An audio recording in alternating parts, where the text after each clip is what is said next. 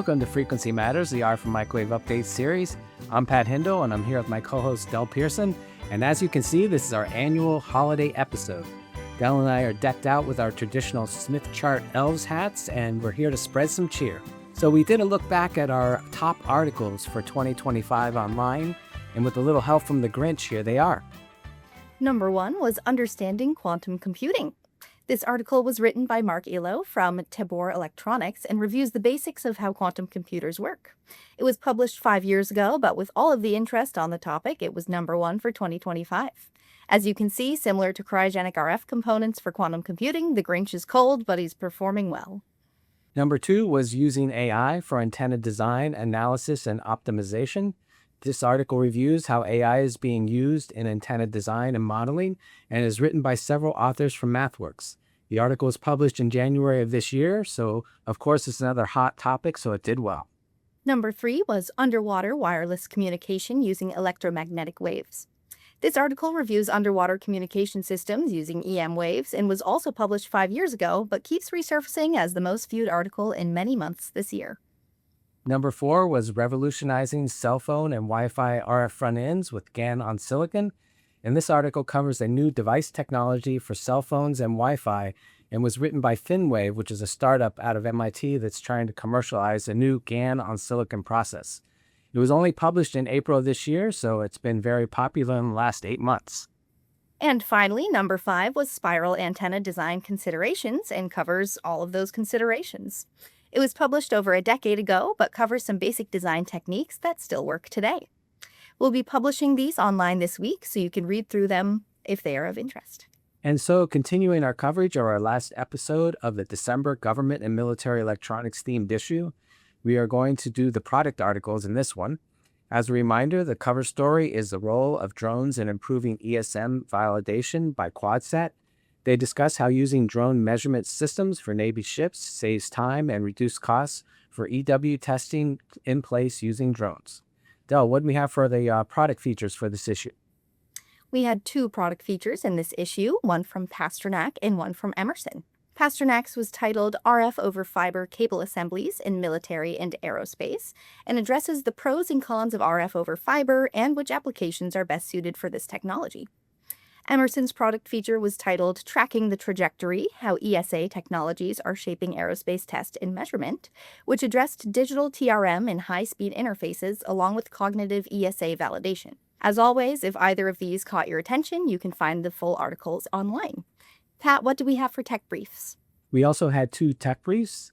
The first one was a new release of Remcon's XF-DTD, and that introduces a suite of tools designed to address the evolving challenges of modern antenna design, including a phase difference post-processing tool for phased array analysis, enhanced flexibility for far-field pattern visualization, and significant performance improvements to expedite workflows. The second was a 65 gigahertz harsh environment attenuators and terminations from XMA Corporation, and they're designed for high-frequency systems in the new space, quantum computing, and military applications area. Turning to the news, there were a lot of mergers and acquisitions this year, so I thought I'd run down at least the ones I can remember. The biggest merger in our area was certainly the Skyworks and Qorvo joining forces, and also Synopsys completed its acquisition of Ansys that started last year.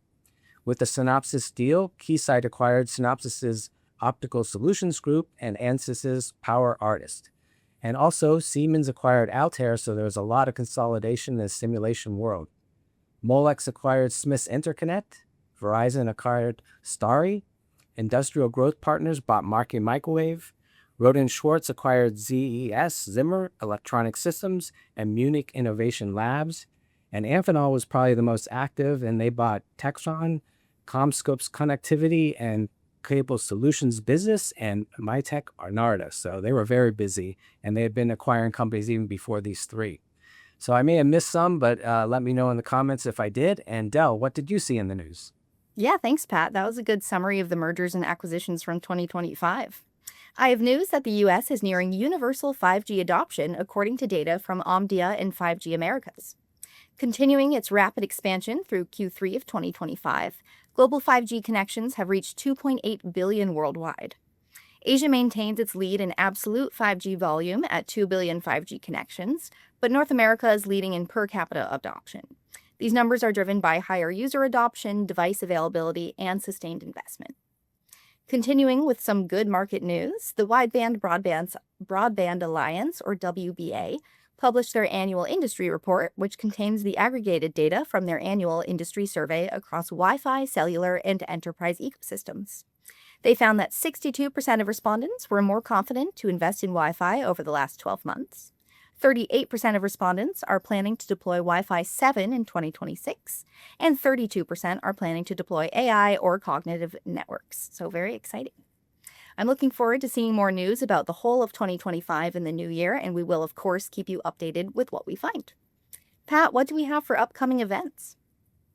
Yeah, I just returned from the AOC National Annual Convention and Exhibition in National Park, Maryland.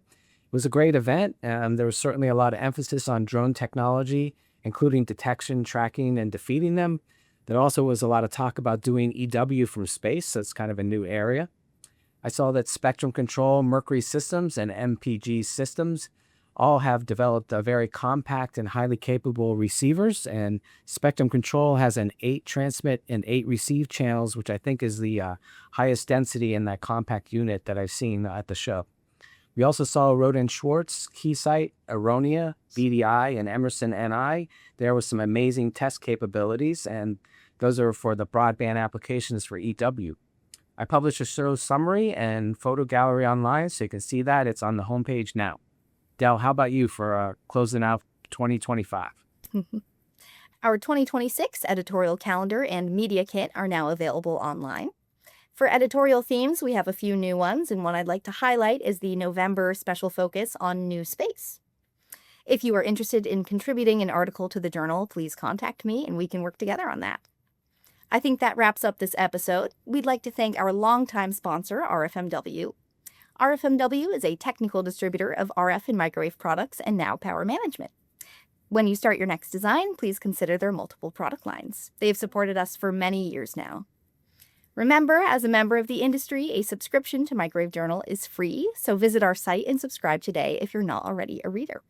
Please give us a like and subscribe to our channels, and thank you for watching. Join us next time for Frequency Matters.